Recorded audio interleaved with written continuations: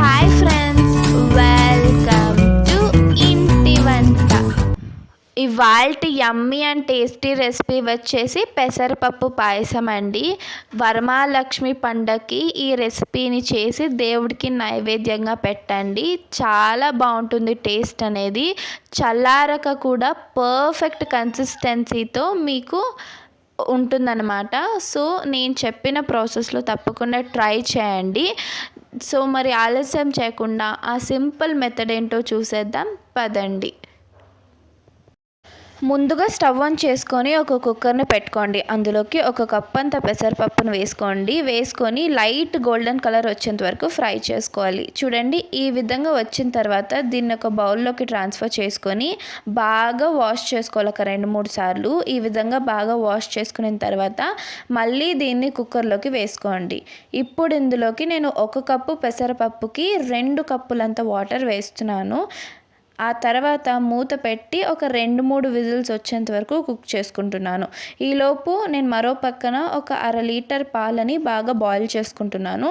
అలాగే ఇది వచ్చి 100 గ్రాములంతా ఓవర్ నైట్ నేను నానబెట్టుకున్న సగ్గుబియ్యం అన్నమాట. ఇప్పుడు దీన్ని కూడా ఒక పాత్రలోకి వేసుకొని 2 కప్పులంత వాటర్ వేసుకొని బాగా ఉడికించుకోవాలన్నమాట. సగ్గుబియ్యం అనేది కొంచెం ట్రాన్స్పరెంట్గా అయిపోవాలి మనకి. ఈ విధంగా చూడండి, ఇలా నలిపి చూస్తే ఈజీగా కుక్ అయిపోయిందని తెలిసిపోతుంది. చూడండి, మరో పక్కన మన పెసరపప్పు కూడా బాగా కుక్ అయిపోయింది. చూడండి ఎంత సాఫ్ట్గా కుక్ అయిందో. ఇప్పుడు నేను మరీ ఇలా పలుకులుగా బాగుండదు కాబట్టి కొంచెం మ్యాష్ చేస్తున్నాను. మొత్తానికి ఈ విధంగా చేసుకోవాలి. ఇలా ఉంటే మనకి మధ్యలో తగులుతూ టేస్ట్ చాలా బాగుంటుంది. ఇప్పుడు ఇందులోకి మనం ఇందాక పెట్టుకున్న సగ్గుబియ్యం కూడా వేసుకొని ఒకసారి బాగా మిక్స్ చేయండి. సగ్గుబియ్యం ఆప్షనల్ అండి, కానీ వేస్తే చాలా బాగుంటుంది. ఇప్పుడు స్టవ్ ఆన్ చేసుకుని ఒక పాత్ర పెట్టుకోండి. అందులోకి 2 కప్పులంత బెల్లంని వేసుకోండి. మీరు స్వీట్ని బట్టి వేసుకోవచ్చు. 1 కప్పు వాటర్ వేసుకొని బెల్లం జస్ట్ కరగాలన్నమాట. పాకం ఏమీ అవసరం లేదు. జస్ట్ అలా కరగబెట్టుకున్న తర్వాత దీన్ని వడగట్టేసుకోండి. ఇలా వడగట్టడం వల్ల ఏదైనా దుమ్ము ధూళి ఉంటే వెళ్ళిపోతుంది.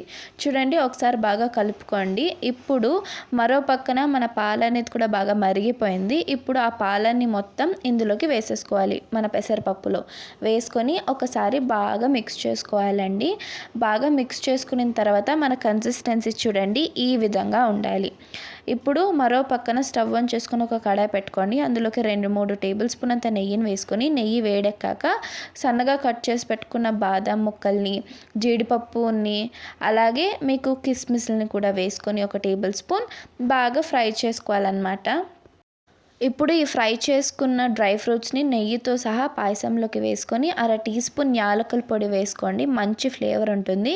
ఒకసారి బాగా కలిపి ఒక 3 లేదా 4 నిమిషాలు బాగా కుక్ చేసుకోవాలి. దీనివల్ల మనకి ఆ ఫ్లేవర్స్ అన్నీ బాగా పడుతుంది. ఆ తర్వాత స్టవ్ ఆఫ్ చేసేసుకొని సర్వ్ చేసుకోండి. అంతే అన్నమాట. యమ్మీగా మీ పెసరపప్పు పాయసం అనేది రెడీ అయిపోతుంది. మీరు కూడా నేను చెప్పిన ప్రాసెస్లో తప్పకుండా ట్రై చేయండి.